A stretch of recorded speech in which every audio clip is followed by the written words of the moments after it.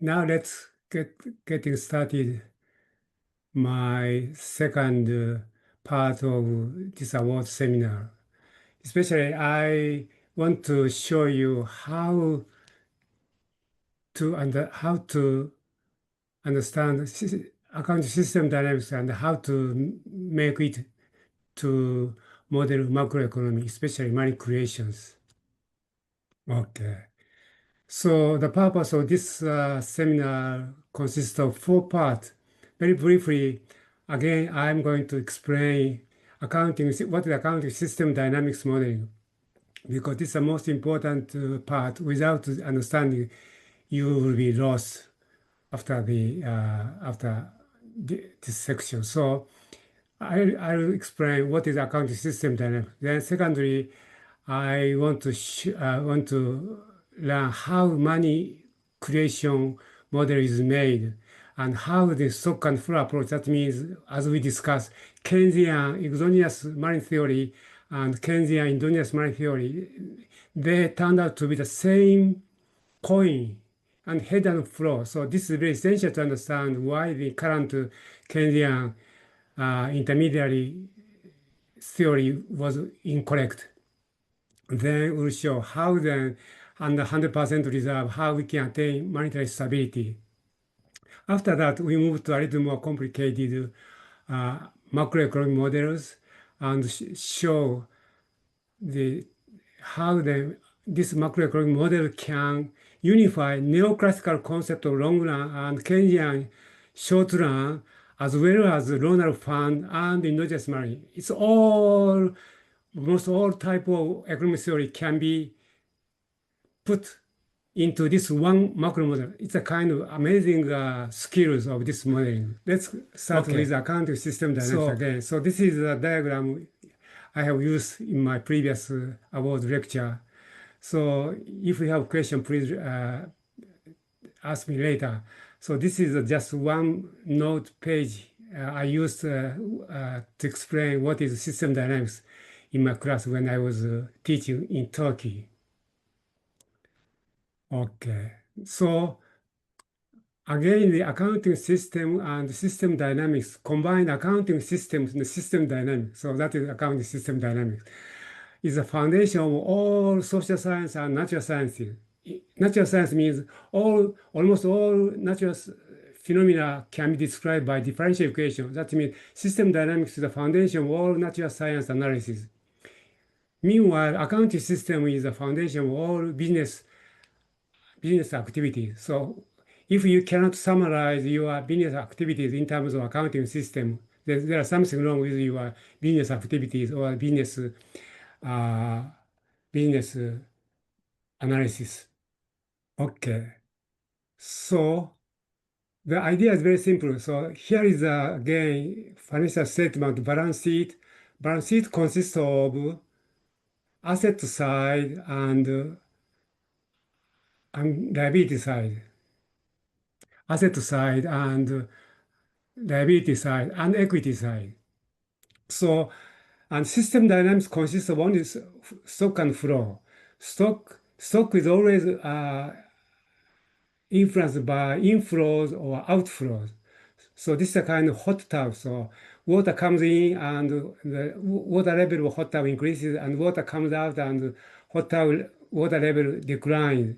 So in this way, stock is always affected by inflow and outflow. That's the basis of the system dynamics modeling. So all items, accounting items written in the balance sheet have to be interpreted as stock. That means cash is a stock, account receivable is a stock, and inventory is a stock. So current asset and fixed asset and costs are all stock.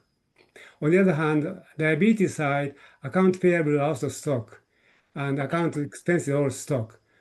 And equity side, capital stock and retained earnings. So that all accounting items have to be interpreted as a stock. So stock can be observed even though the money or time is fixed. So on the other hand, income statement is a profit loss statement. It is described as a flow. That means cost of goods sold is a flow. So whenever cost of goods incurs, that that decrease the retained earnings. When the income or sales and marketing is incurred, that have to be paid out of the retained earnings. So in this way, all income statements have to be interpreted as flows. So by combining accounting system into stock and flow diagram, we can build a accounting system dynamics framework. It's very easy. It could be understood by any high school or junior high school student. So here is a typical example of accounting system dynamics. So we arrange asset side of all items as a stock and items of liabilities as a stock and shareholder equity as a stock. So then the income statement becomes flow, inflow and outflow. All net sales or becomes inflow of the retained earnings, and all expenses are booked as outflows of retained earnings. So in this way, this is a way to combine financial statement with stock flow diagrams. And I'll explain more in detail when we start modeling simple this gold standard simulations. Okay. So what I'm going to now learn as a hand-on simulation, all models can be made available. So you can visit my Muratopia website and find Money and Macroeconomic Dynamics edition 6. And I'm going to discuss the model in chapter 6 and 7. You can download chapter 6 and 7, as well as you can download all accounting system dynamics models, which we are going to learn now. So if you are interested in more accounting system dynamics, you can read chapter 3. Chapter 3 covers accounting system dynamics with simple examples. So in this way, by reading my book, you can learn step by step from system dynamics concept to accounting system dynamics, then simple macroeconomic models, starting with money creation model. Okay. So now let's start with the model of gold standard. As we discussed, the Keynesian exogenous money theory assumes that banks cannot create money.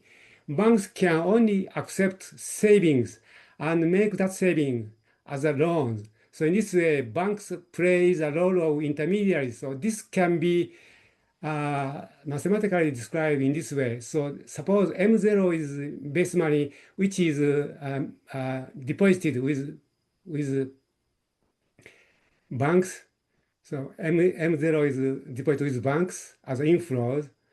Then out of M0, now a portion of money have to be reserved with central bank as a reserve. The remaining amount is now made available for loans. So in this way, money saved to the banks are divided into reserve and lending. So in this way, once the money are lent, the firms now receive this amount of money, then they make a deposit of this amount, and part of this amount is also used as saving. So in this way, savings or deposits continue to accumulate. So to create this process of accumulations, banks are only using money saved to the banks. So in this way, banks seem to be not creating money at all. So this is the idea of flow approach. Many economists are just cheated by this transaction. Oh, that's right. The banks only receive savings, and they use that saving to make loans to corporations. So banks are really intermediaries. So most economists are cheated by this simple tricks. Meanwhile, at the stock approaches, first we assume that banks receive M0 as a savings. So instead of making loans, now banks make all loans as a deposits with central bank. And under the fractional reserve banking, R is a reserve ratio, say it's a 10%. So base money divided by reserve ratio is the total amount of money stock available under the fractional reserve banking. So that means money stock, maximum money stock is calculated as a money reserved with central bank divided by reserve ratios. In this way, this is the maximum amount of money banks can make loan. So once we have this money at the reserve, then banks can make any loans by just typing keyboard, say, I make you the loans, and that amount of money is put under the client deposit account. So in this way, money can be created out of nothing. So banks are really creating a credit or a deposit out of nothing or thin air. So that is why how then this approach and this approach looks different. And most Keynesian, post-Keynesian and most post-Keynesian economists assume this is a real banking transaction. And also new Keynesians assume, no, this is a real transactions of intermediary. So in this way, two camps are fighting each other. There seems to be no solution. But if you look at this formula mathematically, you can just rewrite this accumulation process into this formula and say this is the total amount of money supply. So this part turned out to be the same as money supply. So in this way, this equation can be written as M0 plus A alpha ms. So this can lead to this equation. So that means stock approach and flow approach are really doing the same calculation from different aspect. So in this way, mathematically, it's a tautology. So that's the thing we have to now understand mathematically. Then with this understanding, now we are going to construct a model. So in the model, then the base money M0 is classified into currency and reserve. This is the base money, currency and reserve, base money which central bank can create. And money stock is the currency and deposit. This is the money which then corporations can easily use for their daily transactions because this money are put in the deposit account. So if you take these ratios, it becomes 1 over R or M. So this is called money multiplier. So according to the traditional Keynesian theory, money multiplier seems to be stable. So if M0 is stable, then money supply is always calculated as money multiplier times M0. And M0 is under the control of the central banks. And if multiplier is constant, then central bank can easily control the money supply itself. So this is the basis of exogenous Keynesian flow approach. It says that central bank can control money supply based upon this very simple formulas. But I show whether this is true or not. Okay. So this is the approach we are going to analyze. Now we move to the accounting system dynamics model. This is the simplest model you can download. After this lecture, you can download and you can learn. You can also learn the free Bensim model reader, and you can learn this model by using that free version of the Bensim software. All right. So this is a very simple model of gold standard. So first of all, then suppose that we, the household or the corporation, hold gold. And to make it safe, then this gold is reserved with central bank under the central bank. Then central bank issue the gold certificate. So that means gold is now kept in the vault of the central bank, and central bank issues gold certificate. That gold certificate now is received by the owner of the gold, then this gold certificate begin to circulate as if it is a money. So once the certificate is given, then this corporation or household just use part of this one for cash. Then the remaining amount will be put as a deposit. So in this way, deposits are made. So this deposit is made with the bank's deposit account. So in this way, now banks receive this amount of deposit and put some part as a reserve. Then the remaining amount are just made loans. So in this way, the money or gold certificate keep circulating among users of private sector and banks. So this is the basic idea of the how the money is used as a gold standard. So in the same way, the household or corporation receive gold certificate. Gold certificate. This time, they make a deposit of this gold certificate with bank. Then now bank made all this deposit as a full amount of reserve. So in this way, they can easily calculate the maximum loanable fund. So this is a stock approach. Once there is a demand for a loan, then bank can easily make loans by typing keyboard and put the amount as a client deposit account. So in this way, we created two different ways to calculate gold standard. So this is the simplest model, but it's very essential to understand the nature of the money creation. Now, it is okay. So in this way, now in both ways, the money keeps circulating in the economies. That means the good thing to model with system dynamics is once money is put into the stock box, it remains within the system. It never leaks from the model. So that's the money is always calculated as a stock. All right. So in this way, now let's run simulations. In this case,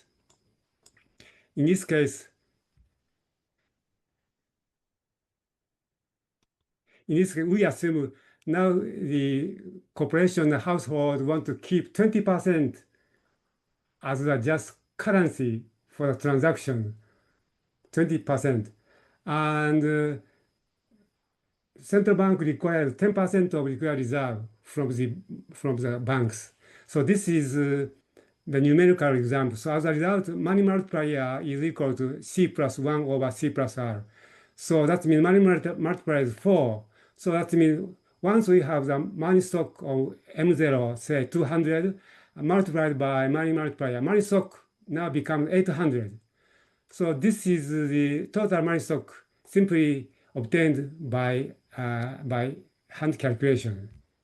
So let's run this simulation by running a model in this way. Okay.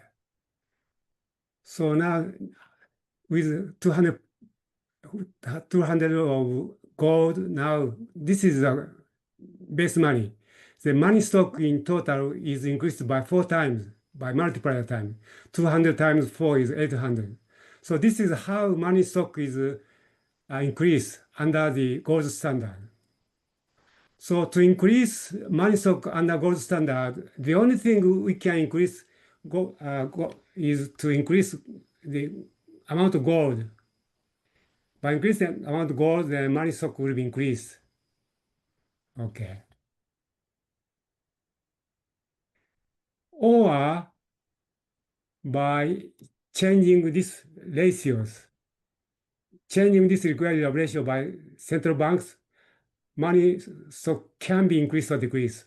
So central bank can control the amount of required ratio. That is why central bank can easily increase money stock by lowering the required ratio, or decrease money stock by increasing money stock. All right.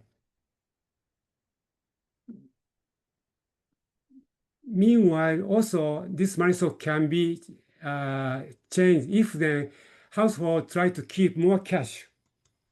So the keeping more cash now contract the money stock. But if household try to spend more, then money stock will be increased.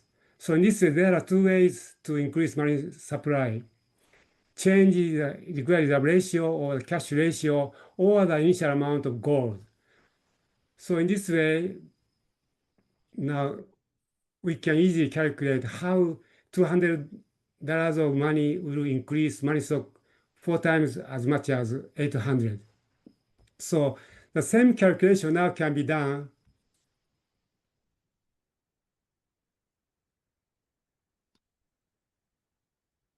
Okay.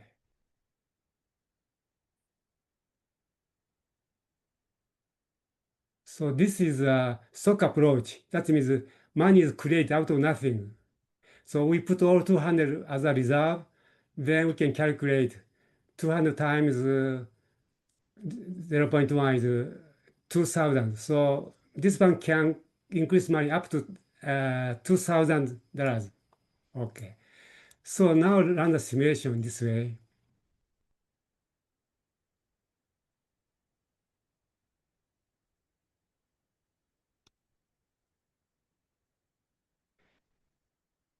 So in the same way, whenever gold is increased, that increase money stock. And whenever gold is decreased, that decrease money stock. And liquidity ratio increase or decrease money stock. And cash ratio increase or decrease money stock. So this is how the same amount of money is created through stock approach. Okay. Now you can see the both approach, it's seems a little bit different in detail, but the final conclusion is the same. $200 of gold increased money stock by 4 times as much as 800. So 200 gold increased 800 times as much as money stock. So this is a very simple proof that both neoclassical exogenous monetary theory is the same as neoclassical endogenous money. So both are underlying the same monetary creation, as if it's the head and tail of the same coins. So that's the first thing we have to understand. Then under this situation, the next question is, how can we increase money stock? Historically, we are running out of gold. That means money cannot be increased by increasing gold. So there's another way to increase money stock instead of gold. So this is the next modeling. Let's open that one.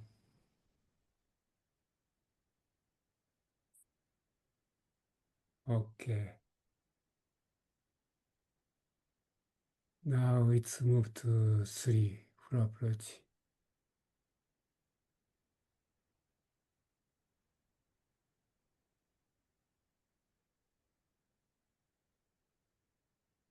Okay. From here, model looks a little bit more complicated. So in this model now, we have introduced government and government in addition to the 3 sectors. So in this way, central bank now can increase base money. Base money is equal to currency and reserve. This is the base money. So far, base money is only increased by the amount of gold, but now central bank can make loans, discount loans to the commercial bank. In this way, they can put discount amount into the commercial bank's reserve account. So this is how the base money can be increased by central bank. The other way is now central bank purchase government bond and put the amount of money into the government deposit account. That eventually goes into the circulation private sector. So in this way, theoretically, there are 3 ways to increase money supplies: gold, or the discount loan, or the government bond securities.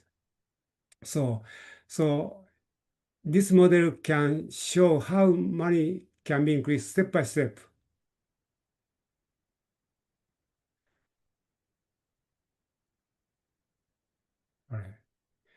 So from here, just,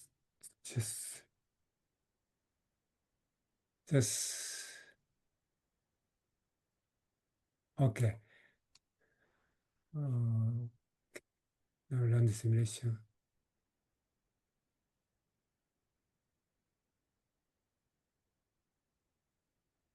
Oh, this is zero, right? Deposit account, so run the simulation. All right. So just assume that this zero, not zero. Okay, this is zero, and all right, this is the same as before. So we have $200 of gold. Then that gold increase money stock by 4 times, 200 to 800. So in this model, so again, then if the amount of gold is increased, that increase money stock. But nowadays, world economy cannot increase gold because gold is dependent on the physical nature of the availability of gold deposit. So under such situations, now central bank can make loans here of 100, for instance.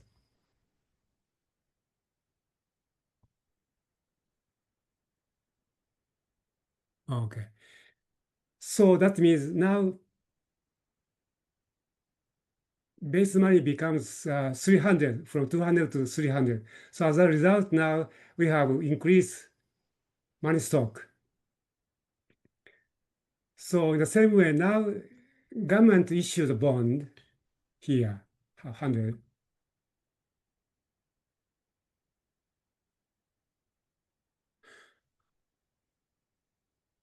So that seems to be increasing money stock. But here is a trap. So usually when the banks are running the loans at the full amount of reserve, then issuing government bond cannot increase money stock. Only when banks have excess reserve, in that case, banks can use excess reserve to purchase government bond. So either way, the money stock will be increased. So either way. So this is a kind of confusion. Government bond cannot increase money stock at all if liquid reserve is free used by banks. Only when we have excess reserve, then banks can purchase government bond, and that increase government bond. So similarly, also central bank can purchase available bond in the market by increase. This is a so-called open market purchasing behavior. So in this way, we have several means to control money supply by central banks. Okay. So, so this is the model to understand how the central bank can control money supplies. All right. Okay. So since we don't have time, then you can learn the same model under the stock approach. You can also attain a similar result. For instance, here to save time. So, uh,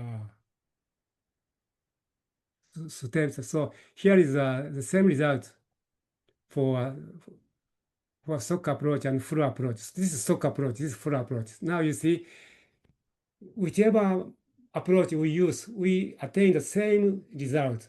So this proves that Keynesian, the monetary theory have to be unified as the same coin.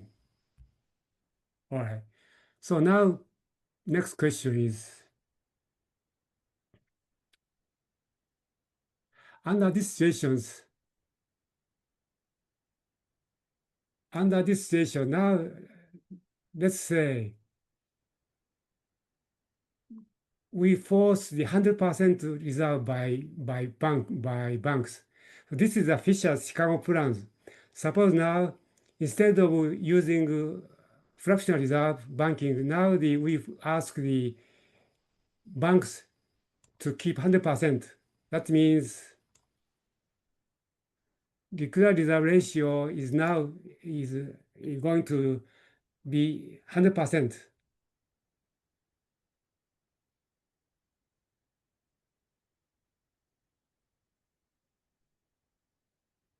So in this way, now you see the all base money becomes same as money stock under 100%. So under this situation, still we can, under 100%, still we can increase amount of money. This is a kind of the public money models. We can increase these loans by issuing public money, or government can borrow money or issue the public money. All right. So this is the idea how then we can stabilize the money stock by asking the 100% reserve. Okay, this way. But now the question is, in this way, now we assume that central bank can control money stock completely by changing base money M0. So as we have shown, by changing base money, the central bank can control money supply. So that's the basis of traditional Keynesian monetary theory. But now you see the central bank can only control this liquid reserve, but central bank cannot control our attitude to hold cash. Cash ratio can be totally controlled by household or the corporations. Central bank cannot control this cash ratios. So what will happen if cash ratio fluctuates? So this is our next simulation. So in this case, now let's change the cash hold, currency cash change.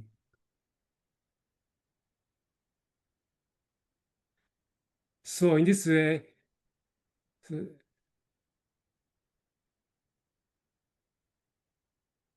changing currency ratio, changing money supply, this is not under the control of central bank. So that is why central bank can control money stock is totally a wrong statement under the debt money systems. So this simple model refutes their statement.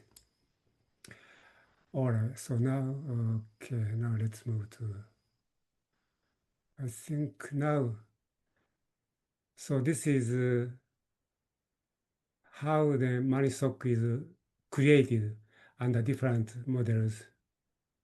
Now let's move to the other model. So that is instability. So this is the same model as before. So let's run the model. So in the same way,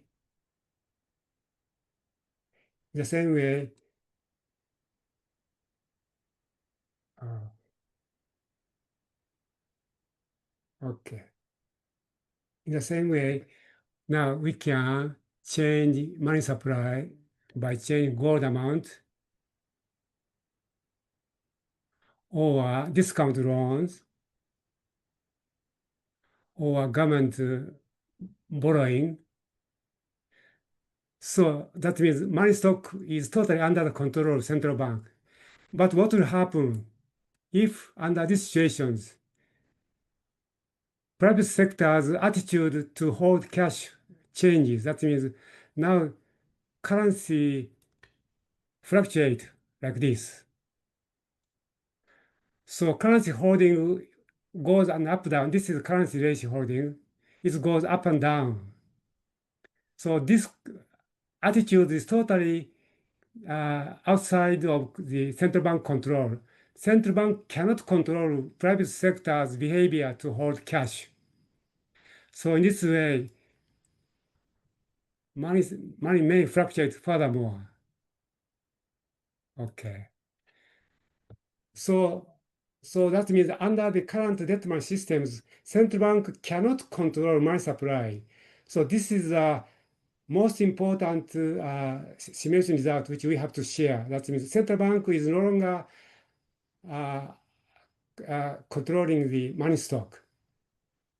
So that's why our current monetary system totally unstable. Under this situation, the question is, what will happen if then we introduce the public money like Chicago plan proposed by Irving Fisher, and let's force the banks to keep 100% reserve. So that means now we ask the central bank to raise the ratio to 100%. So in this way, now you see this money stock is going to decline to the base money level.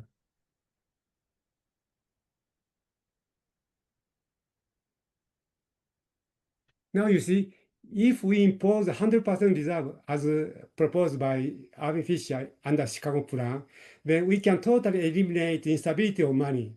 So it's obvious no one can refute this solution and say, oh, no, no, no, then we have to contract money supply. So there are no problem. In that case, now we can increase this money stock by increasing public money. Say this original level, we can increase money stock up to this level. So if our economy needs money stock of this level, okay, we can increase this level. So this change in money stock is totally under the control of the government. So government now can safely introduce the money stock. It's maybe more. Change this one, 600.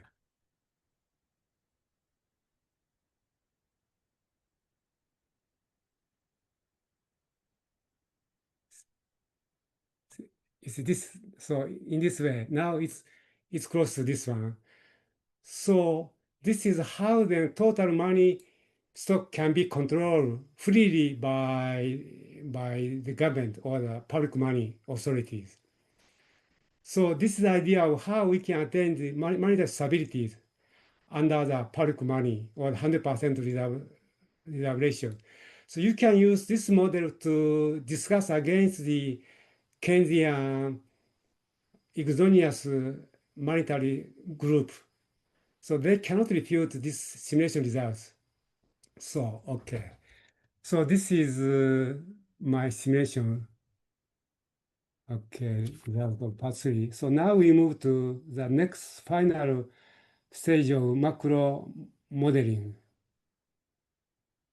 Day 15. So we have more. So, all right.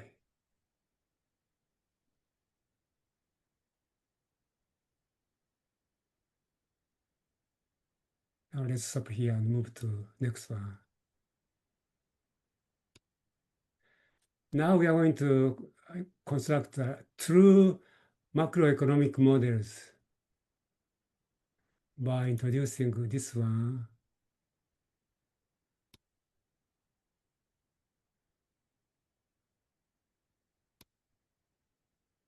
Oh, no, no, this one.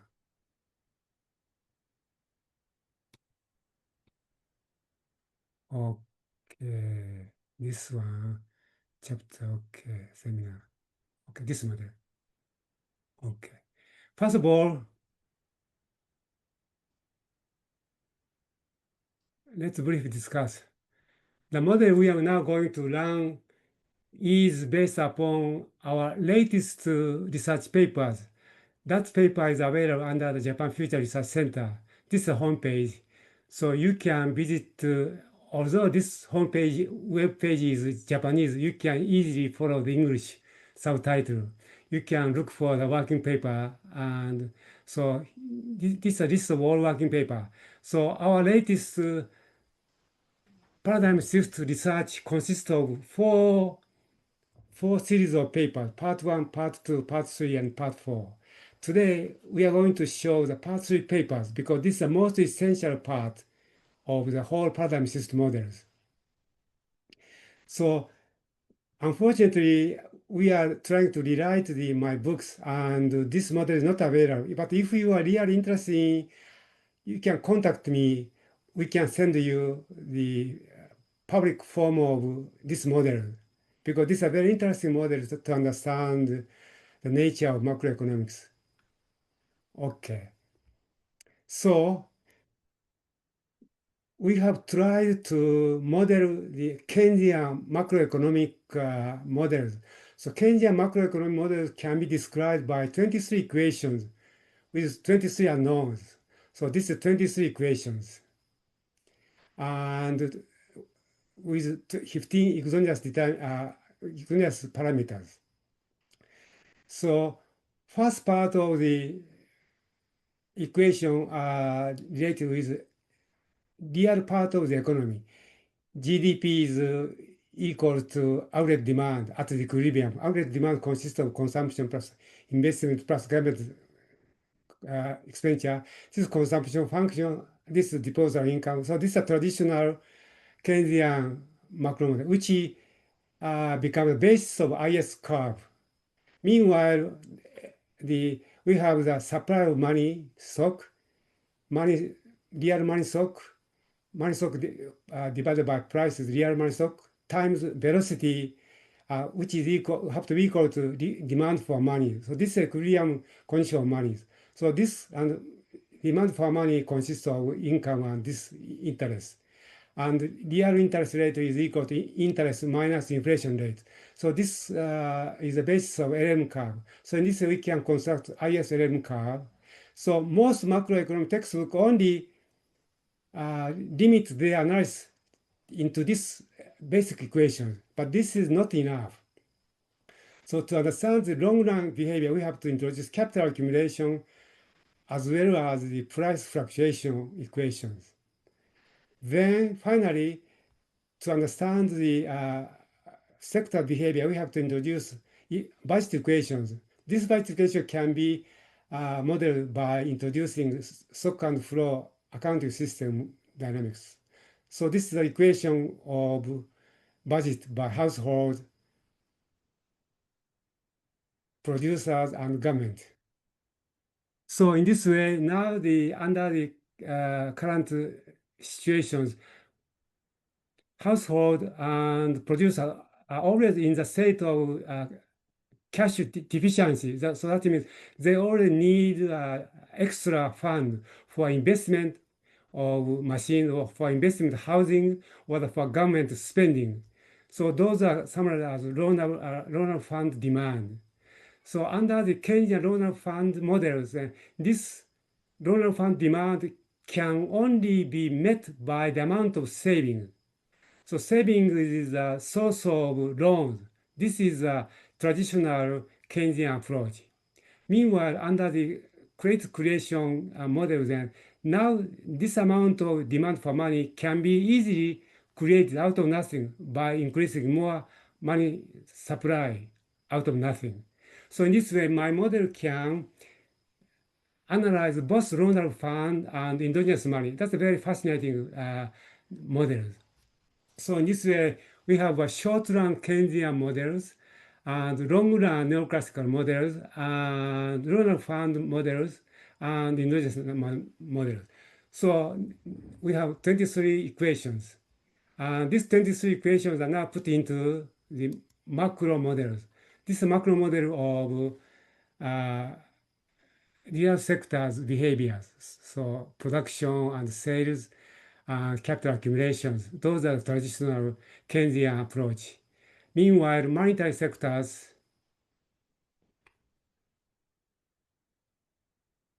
consist of the supply of money and demand for money. This supply and demand for money now determine the interest rate in this way. And now price is determined by two factors. Whenever we are not in equilibrium, the full capacity output level is different from desired production. So that means we have now discrepancy between full capacity and actual demand. So that affects price. On the other hand, also production cannot be met by sales. So in that case, we have excess supply. So inventory increase. So we have the price is affected by inventory. So in this way, our model can adjust price in terms of the capacity and inventory. Okay, that's the price analysis. Then we come to the budget equation. This is a budget equation. That means asset and liability and equity side of the producers, equity, liability, and equity, liability, asset, equity, and liability of the household. This is central bank's equity, asset and equities and liabilities. This is bank's asset and liabilities and equities. This is government asset and liability and equity. So in this way, we have three different group of modeling. So now we are going to now run the simulation. But before we run simulation, you remember we discussed the three surprise findings from our analysis of monetary decomposition. First finding is that money stock is always equal to total debt. That's the first uh, relation. Second relation is private debt is equal to time deposit. That's second finding. The third result is money stock M1 have to equal to government debt. So this is the current situation of the Japanese economy after the lost decade of 30 years. So this Japanese behavior of monetary decomposition have to be able to be similarly realized by running models. So that is a very important requirement of the model. So let's see whether it is possible by running this simulation. So now we run the, okay, so here is now our models.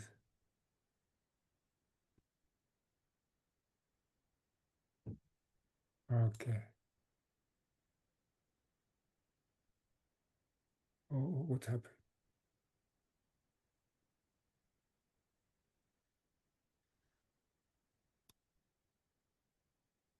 Okay, just a second.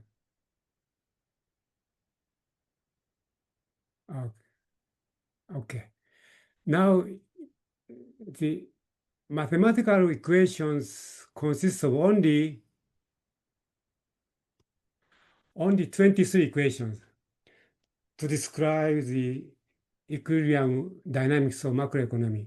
But if you change this equation into system dynamics models turn out to be consisting of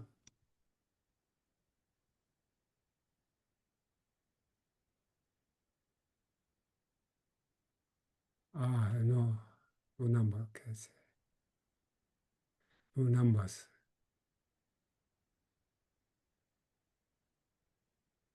Okay, and run again. Okay, now starting with equation one,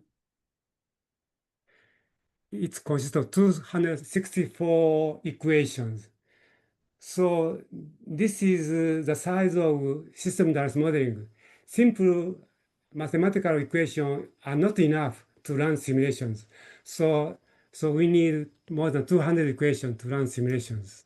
So that is why the uh, Professor Suzuki said this is very complicated modeling. Okay, but it's very clearly organized. So in this way, now we have the aggregate demand pages of real sector, monetary sectors pages, and participation sectors. And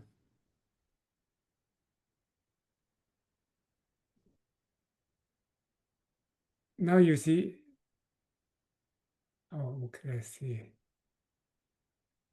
Now you see all those uh, sky blue color indicate these are parameter values, which have to be determined before we run the simulation. This is a kind of parameter values that controls all systems. All right. So in this way, now we have completed our model, and to check whether this model is really robust and bug-free model. So we go to BS checks. So first of all, this basic software have a very interesting debugging tool. It's called model check. Check models. So that means this model is okay. There are no debugs. And now check unit. Check unit. You say all units are okay. So for instance, if you create this one, so we have a total different variables which are different unit. So this unit is controlled by this unit selection. So all this equation have a unit of dollars.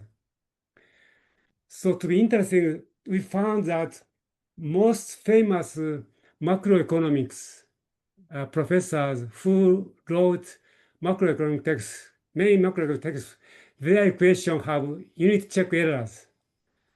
So from that one, we can say their model analysis is totally wrong because they failed to pass this very precise unit check.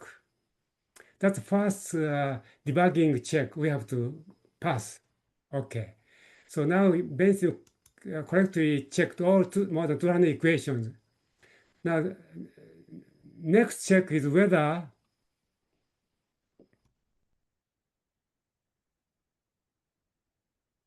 all sectors balance sheet, that means asset side and liability and equity side, have to be in balance.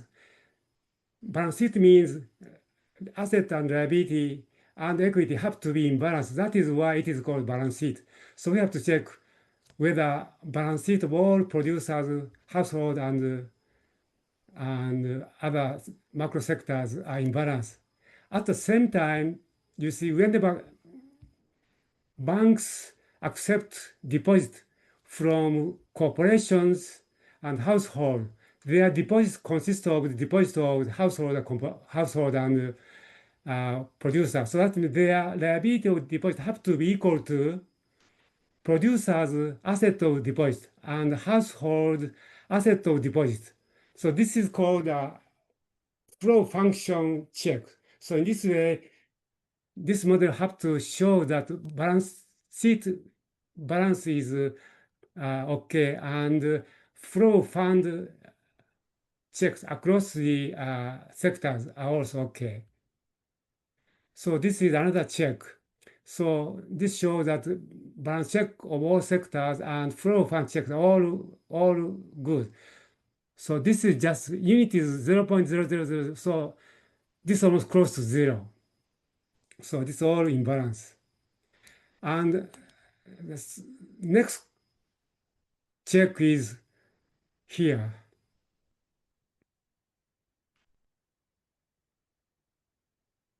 Okay, here it's okay.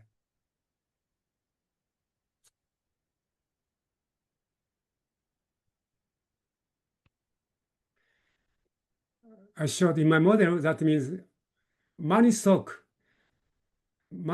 have to be equal to all total debt. So that means money stock is equal to total debt. This is another check. Of course, the M1 and M2 are not in equilibrium, but total money stock have to be equal to money total debt. So this is another check of money. Finally, and we have so-called GDP definitions. So let's just change the simulations.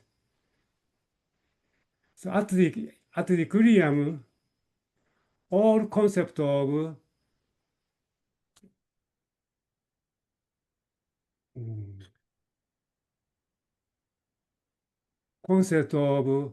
GDP are in equilibrium. Production, GDP, production unit, and aggregate demand, and income at factor cost. income factor cost is less than this depreciation amount. So all three income concepts have to be in equilibrium, at equilibrium. But if you change these simulations a little bit, so that uh, so no, no. So that let's see, investment is now changed a little bit. Okay, this way. So let's move to this one. So in this way, the total money supply is still equal to total debt. So that means our model is still correct. That all money stock put into circulation is equal to total debt by macro sectors. At the same time, macro concept of GDP are different at the disequilibrium. This is disequilibrium point. Now you see. So, and as long as I understand, this is the first time that we challenge the traditional concept of macroeconomic GDP accounting. It's totally imprecise. Our approach is totally precise way to describe equilibrium or disequilibrium state of the concept of GDP. So those are the basic concepts. Before you run simulation, you have to check. If you have another macro model, you can ask the modelers whether they have similar features in their models. In this way, now we run the simulation models. So now here, this extra, this no, okay. Now here, we have production.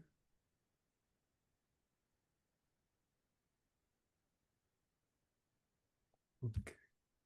This full capacity is equal to desired production and equal to actual production. So three concepts of productions are equal at the equilibrium. This is exactly neoclassical situation. So this kind of long run equilibrium equation. So this produces also long run downward demand, average demand curve. So this long run equilibrium can be only attained when price is flexible. But now suppose price is not flexible. That means we can now fix the price. So we move from neoclassical long run to the Keynesian fixed price analysis.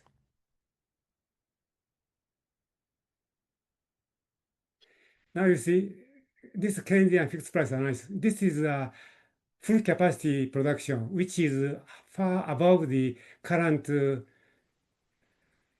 demand situation. That means if price is fixed, we cannot attain the full capacity output level.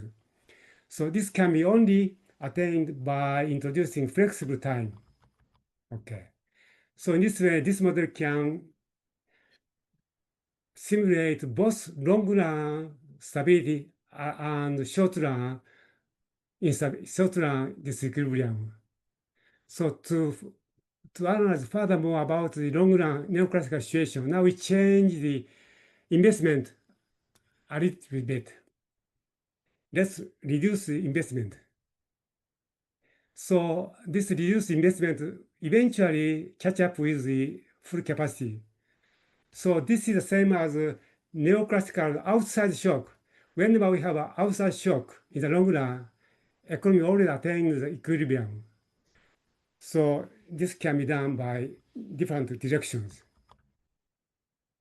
Or this can be done by changing the marginal propensity to save this way, so this way. So as long as we maintain the flexible price, we can attain the equilibrium. That's a very interesting point of this macroeconomic analysis. But at the same time, from here, we have a very surprising result. This equilibrium is attained only when price is flexible between full capacity and aggregate demand. But what happens if price flexibility is also affected by the inventory price? The change, just increase inventory price a little bit. So that means the if you increase the inventory adjustment as well as capacity adjustment, then we are put into the disequilibrium. So this is a totally new findings. Inventory adjustment is essential to attain the free equilibrium. Under these situations, let's say now let's make price is more flexible. Now you see, instead of attaining, we have fluctuations. So that's in neoclassical stable adjustment is totally a kind of one-sided view of macroeconomic behavior. Now our system dynamics modeling shows every behavior on the spot by changing parameter values. All right. Okay. So in this way now you can play around with many different changing parameter values. Oh, by the way, we run one more simulations. That means this is different. Yes. Now, under the Keynesian fixed price, this is Keynesian fixed price. Our point is by increasing government spending, whether we can attain the full capacity levels. So this is a Keynesian fiscal policy. Let's try this Keynesian fiscal policy simulations. We can change the government level, spending level, and change the fiscal policies applied around the time, say, 7 or 8. Okay, in this way, now fiscal policies applied to stimulate the economy by increasing government expenditure. Now you see, by increasing government spending, now you see the money stock is increasing, and also debt is changing, as well as I don't know. Okay, government debt will see later. Okay, now we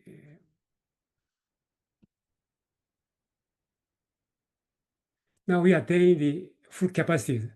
So this is exactly the Keynesian fiscal policy, but at the price of the increase in money stock, as well as total debt is also, where is total debt? Total debt somewhere.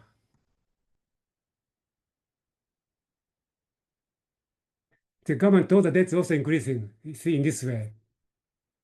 So this may trigger another inflation or the income inequalities. So those kind of all different scenarios can be done by using only one integrated macroeconomic models. So in this way, this is the most generic macro model which covers Keynesian, monetarist, and neoclassical approaches to macroeconomics. So that is why this is the most robust macroeconomic model ever produced. And now let's now discuss how this macro model can attain the simulation of Japan's last 30 years by changing the parameter values. We have already changed parameter values as a default value. Now let's move to that model. Let's move to that model. Okay. This is the final model we are going to show. All right. So the same model with different parameter values. Check. This is okay. This is correct. Okay. Under this model, first of all, now you see this is the conversion of money. money is equal to debt, and this is time deposit. This is private debt. This is M1. This is the government debt. So now you see this behavior qualitatively. This is exactly similar to this behavior. That means Japanese lost 30 years dispose this monetary decompositions, and our model of the Japan lost 30 years qualitatively produce the same trend qualitatively. It's not precise. We need a fine tuning, but you see, this crossing point are also observed here. So this is why then this model can successfully produce the Japan's lost 30 years. Okay. So in this way, now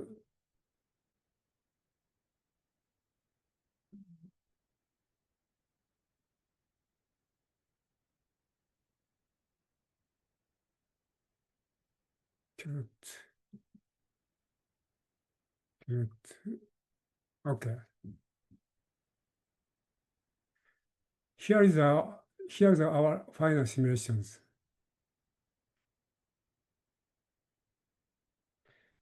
This is a phase diagram of ISM curve. This is income axis. This is interest axis. Okay, it's a little bit make it a little more bigger. 360, 560.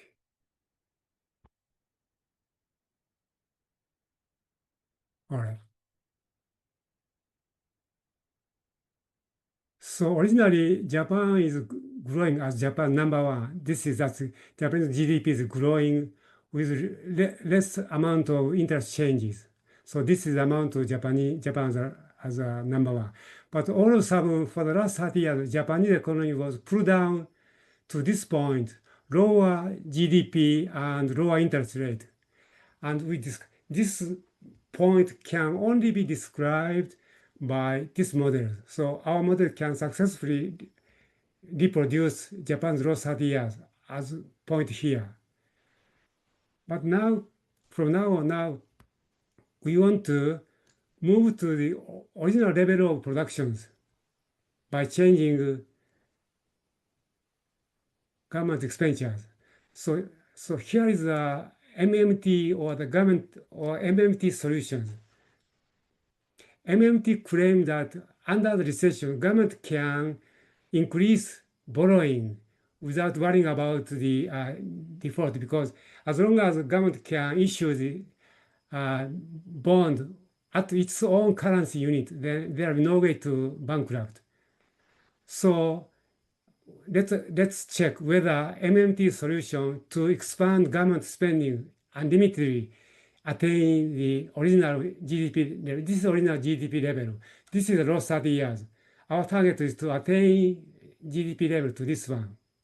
So at the same time, you can see how prices and money stock and debt are affected by this MMT solutions. So now let's move by increasing government borrowing step by step. So in this way, by increasing now, GDP is increasing and interest rates stay the same. GDP is increasing. But you see the price is also increasing, this kind of causing inflation, and money stock is increasing, and government debt accumulate a lot. So in this way, here we attained the same level of GDP as before.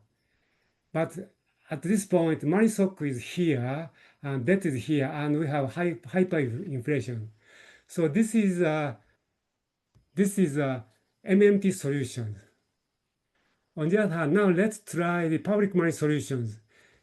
Since there is no public money model in this case, we just assume that Ronald Fund model is, in a sense, similar to the public money model because money is not created endogenously by the Ronald Fund model. So we switch to the Ronald Fund model.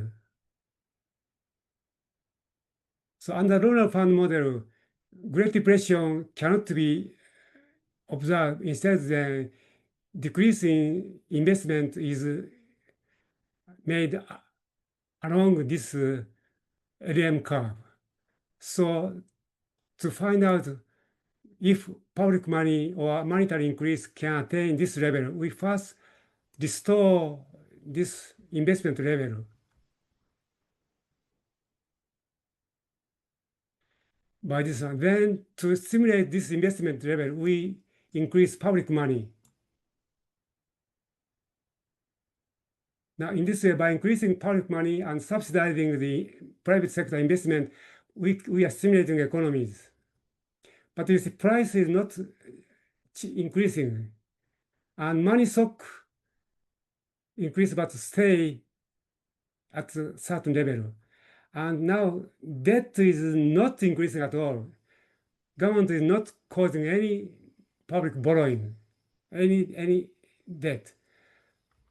So only the money stock is increasing, but still, okay, increasing. But this is different from the debt money system. So money stock is not equal to debt because this is only effective under the debt money system. And the public money system, public money need not to be equal to debt. So in this way, now we attain the same level as GDP without increasing government debt and without increasing monetary stock, and price is stabilized. So in this way, this is a simple simulation to show how two different methods.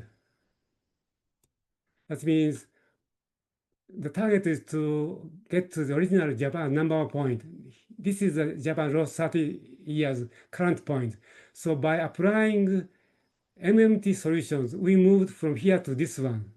So GDP is attained, but the interest rate still remains low. And on the other hand, using public money, then we attain the same GDP level by this point. And now we compare the solutions. We have the same public money and debt money solution here, but now compare the price. This is a MMT price. We have a hyperinflation, public money solution. Money is stabilized, and money stock hyper increase causing hyperinflation, and public money solution, money stock is stabilized. Then under MMT solutions, debt continue to accumulate. Meanwhile, public money debt does not occur at all. So in this way, now we have two different solutions. And now the question, which solution do you prefer? Okay, it's obvious from our simulation that we should move to the public money solutions to attain more stable situation. We didn't discuss income inequalities. Income inequalities that's discussed in the next paper. In this paper, recent paper discussed how under the debt money system, income inequality is created and inflation is intentionally also caused. So by comparing those things, it's obvious which is the solution. If you think that economics should be the science, we have to follow the scientific analysis, not the threat by the globalists. Don't touch the money. Without touching money, how can we analyze the economic behavior scientifically? So that is the main point we wanted to share with you. So for the economics to be scientific, we have to share the same scientific model, which can be accepted by almost all economists, because there are no public, no ideologies, no distorted visions. All things are just determined by the different parameter changes. So this is the way we try to understand public money. Again, this model can increase neoclassical long run and Keynesian short run by introducing different money. And also, you see here, the money is only made available out of time deposit. This is a loaner fund solution, but money is made available unlimited by creating out of nothing. This is a get money solution. So in this way, we have different models are put into together simultaneously. So this is why I really hope younger researchers can use this money as a basis of their new macroeconomic analysis and try to discuss the future situations by using this model as a scientific approach to macroeconomics. Thank you very much for your attention. This is the end of, oh, sorry, I just, Many thanks, Professor Yamaguchi, this for leading us through your very impressive model. However, I think if you want to introduce it as a normal human being, you need to make a driving license for that. yes, play around with student. You can play around by changing parameter. Oh, anyways, to produce different behaviors.